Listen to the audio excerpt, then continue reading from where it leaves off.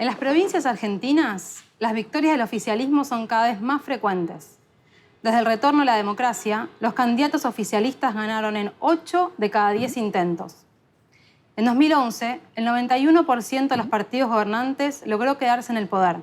Hubo casos extremos, como el de Formosa, donde el oficialismo logró reelegirse para un quinto mandato con el 75% de los votos.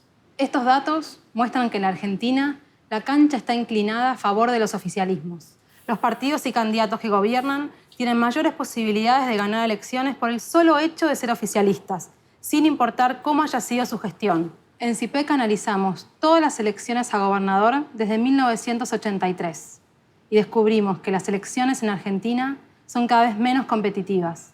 La diferencia de votos entre el oficialismo y la oposición es en promedio cada vez mayor. En 1987, los oficialismos obtuvieron casi 10 puntos más que la oposición. La diferencia se fue agrandando y en las últimas elecciones llegó casi al 30%. Es la mayor distancia de nuestra historia reciente.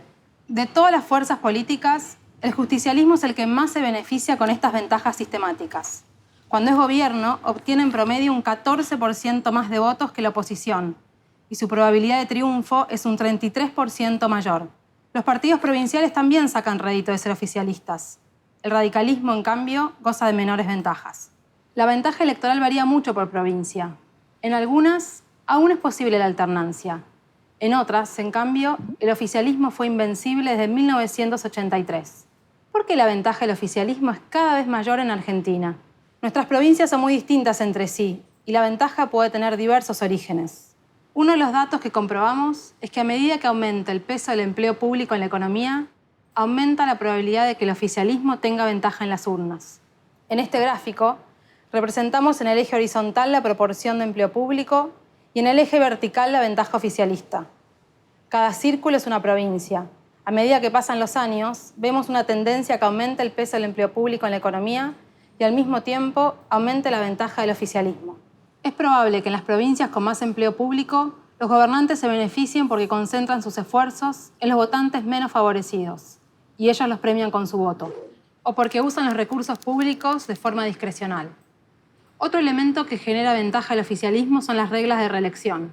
En 1983, ninguna provincia permitía la reelección inmediata. Hoy son 22, y 3 de ellas permiten la reelección indefinida. Nuestro estudio comprobó que cuando hay reelección indefinida, la ventaja oficialista es mayor. Y cuando no hay posibilidad de reelección, la ventaja del oficialismo se reduce drásticamente. El problema de tener elecciones menos competitivas es que cuando los gobernantes ganan por mucha diferencia, la división de poderes y el control sobre la acción de gobierno se debilitan. Cuando las elecciones son competitivas, la oposición participa de la distribución del poder. Y eso reparte responsabilidades, obliga a construir acuerdos y contiene la disputa del poder dentro de las instituciones. Jugar de local siempre es ventajoso.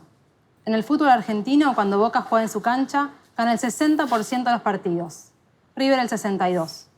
Las fuerzas políticas que buscaron la reelección desde 1983 ganaron el 78% de los casos. Si el juego es más parejo, la democracia argentina será más estable y más representativa. Conocé nuestras investigaciones y propuestas en www.cipec.org.